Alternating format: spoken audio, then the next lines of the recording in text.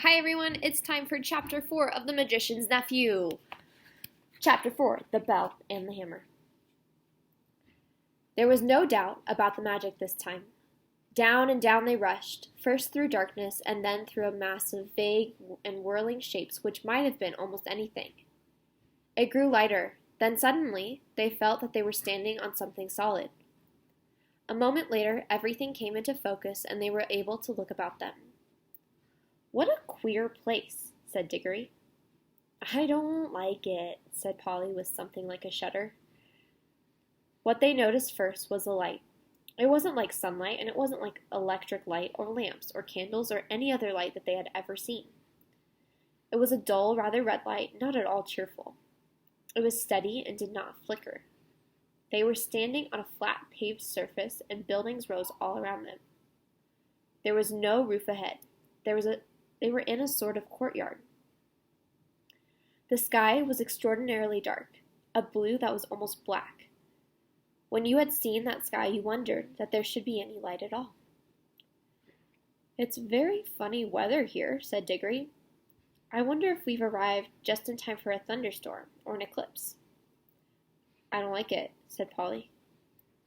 Both of them, without quite knowing why, were talking in whispers, and though there was no reason why they should still go on holding hands after their jump, they didn't let go.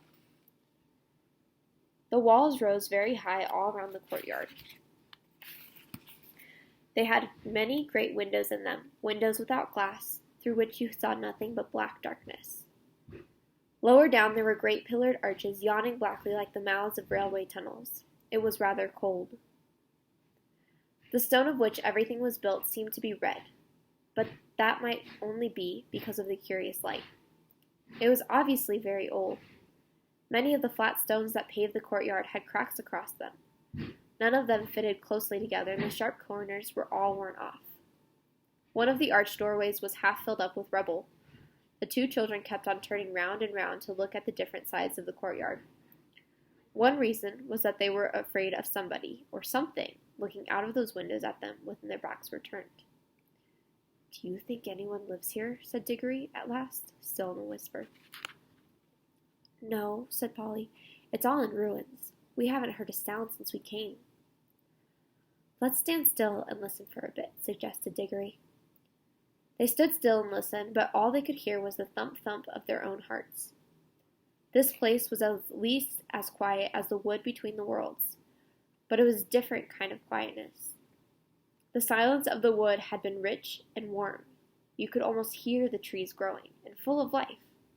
This was dead, cold, empty silence. You couldn't imagine anything growing in it. "Let's go home," said Polly. "But we haven't seen anything yet," said Diggory. "Now we're here, we simply must have a look around." "I'm sure there's nothing at all interesting here. There's not much point in finding a magic ring that lets you into other worlds if you're afraid to look at them when you've got there." "Who's talking about being afraid?" said Polly, letting go of Diggory's hand. "I only thought you didn't seem very keen on exploring this place." "Well, I'll go anywhere you go." "We can get away the moment we want to," said Diggory. "Let's take off our green rings and put them in our right-hand pockets. All we've got to do, then, is to remember that our yellow are in our left-hand pockets. You can keep your hand as near to your pocket as you like, but don't put it in, or you'll touch your yellow and vanish." They did this and went quietly up to one of the big arched doorways which led into the inside of the building. But when they stood on the threshold and could look in, they saw it was not so dark inside at all, as they had thought at first. It led into a vast, shadowy hall which appeared to be empty, but on the far side there was a row of pillars with arches between them, and through those arches there streamed in some more of the same tired-looking light. They crossed the hall, walking very carefully for fear of holes in the floor or of anything lying about that they might trip over. It seemed a long walk. When they had reached the other side, they came through the arches and found themselves in another and larger courtyard. "That doesn't look very safe," said Polly, pointing out a place where the wall bulged outward and looked as if it were ready to fall over into the courtyard. In one place a pillar was missing between two arches, and the bit that came down to where the top of the pillar ought to have been hung there with nothing to support it. Clearly the place had been deserted for hundreds, perhaps thousands of years. "If it's lasted till now, I suppose it'll last a bit longer," said Diggory, "but we must be very quiet. You know a noise sometimes brings things down, like an avalanche in the Alps." They went on out of the courtyard into another doorway, and up a great flight of steps, and through vast rooms that opened out of one another until you were dizzy with the mere size of the place. Every now and then they thought they were going to get out into the open and see what sort of country lay around the enormous place. But each time they only got into another courtyard. They must have been magnificent places when people were still living there. And there had once been a fountain. A great stone monster with widespread rings stood with its mouth open, and you could still see a bit of piping at the back of its mouth, out of which the water used to pour. Under it was a wide stone basin to hold the water, but it was as dry as a bone. In other places there were the dry sticks of some sort of climbing plant, which had wound itself round the pillars and helped to pull some of them down, but it had died long ago. And there were no ants or spiders or any of the other living things you expect to see in a ruin, and where the dry earth showed between the broken flagstones there was no grass or moss. It was all so dreary, and all so much the same that even Diggory was thinking they had better put on their yellow rings and get back to the warm, green, living forest of the in-between place, when they came to two huge doors of some metal that might possibly be gold. One stood a little ajar, so of course they went to look in. Both started back and drew a long breath, for here, at last, was something worth seeing. For a second they thought the room was full of people, hundreds of people, all seated and all perfectly still. Polly and Diggory, as you may guess, stood perfectly still themselves for a good long time, looking in. But presently they decided that what they were looking at could not be real people. There was not a movement nor the sound of a breath among them all.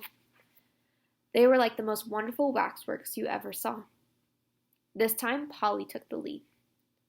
There was something in this room which interested her more than it interested Diggory.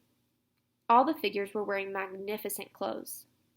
If you were interested in clothes at all, you could hardly help going in to see them closer, and the blaze of their colors made this room look not exactly cheerful, but at any rate rich and majestic after all the dust and emptiness of the others. It had more windows, too, and was a good deal lighter.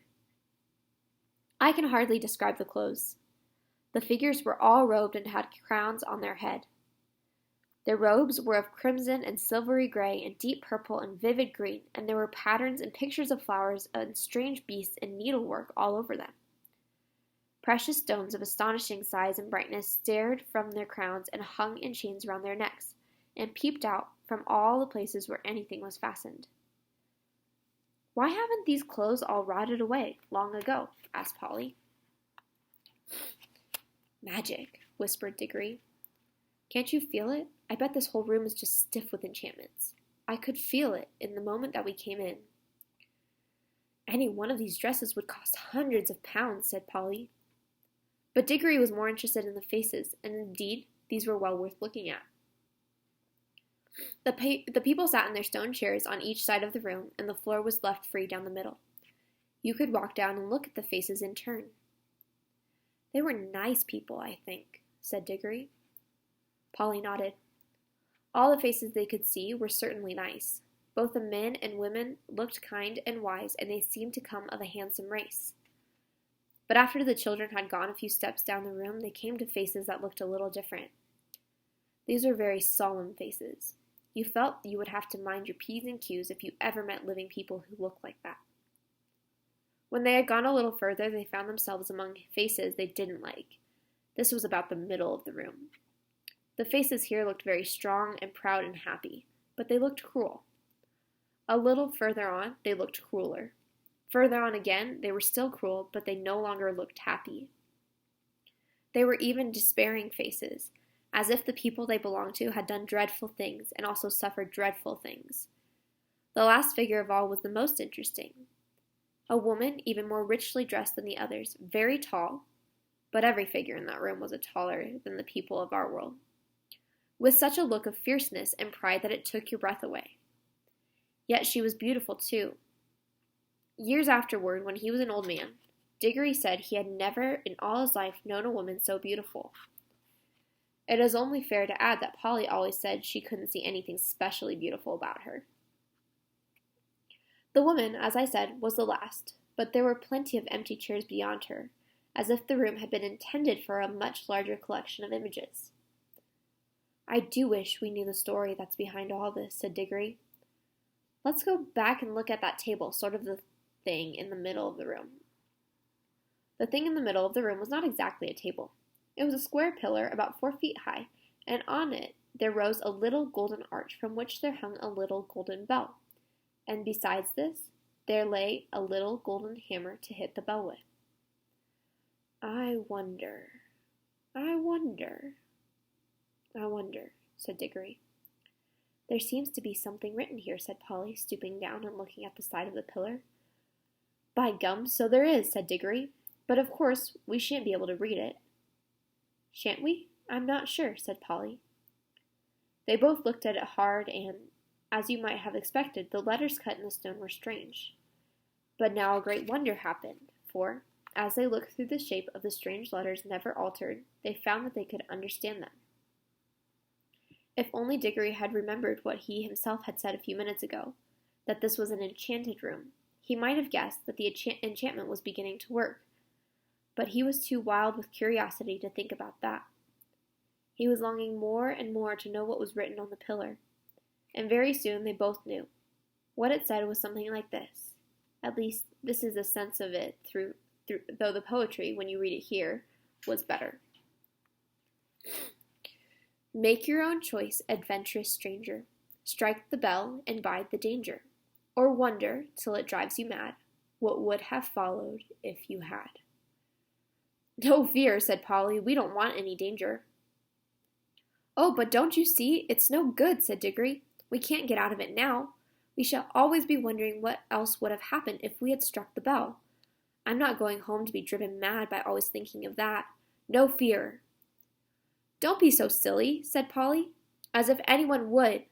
What does it matter what would have happened?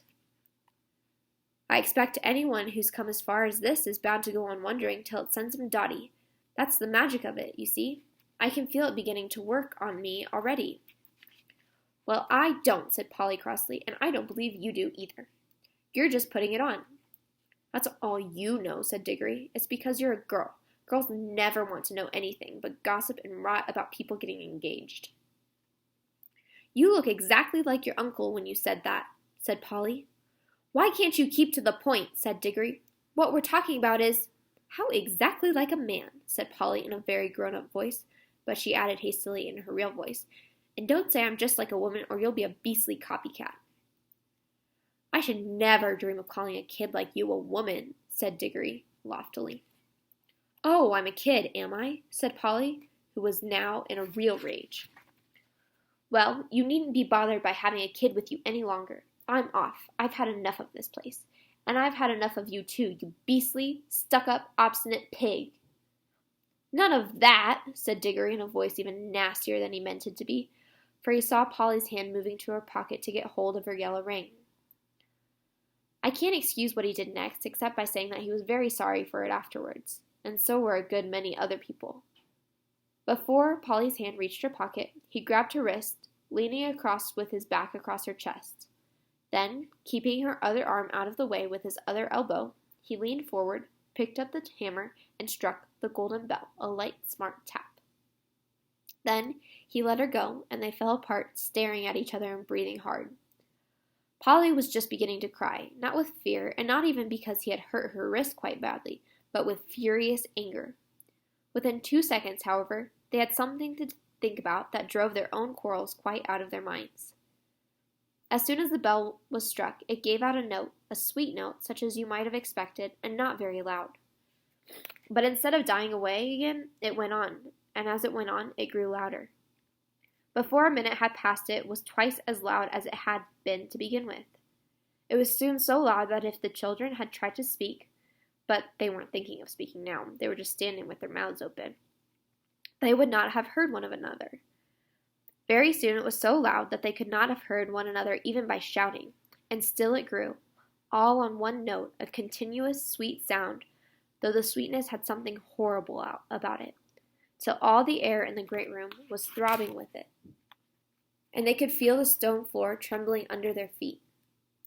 Then, at last, it began to mix with another sound, a vague, disastrous noise which sounded first like the roar of a distant train, and then like the crash of a falling tree. They heard something like great weights falling. Finally, with a sudden rush and thunder and a shake that nearly flung them off their feet, about a quarter of the roof at one end of the room fell in. Great blocks of masonry fell all around them, and the walls rocked. The noise of the bell stopped. The clouds of dust cleared away. Everything became quiet again. It was never found out whether the fall of the roof was due to magic, or whether that unbearably loud sound from the bell just happened to strike the note which was more than those crumbling walls could stand. "There, I hope you're satisfied now," panted Polly. "Well, it's all over anyway," said Diggory. And both thought it was. But they had never been more mistaken in all their lives.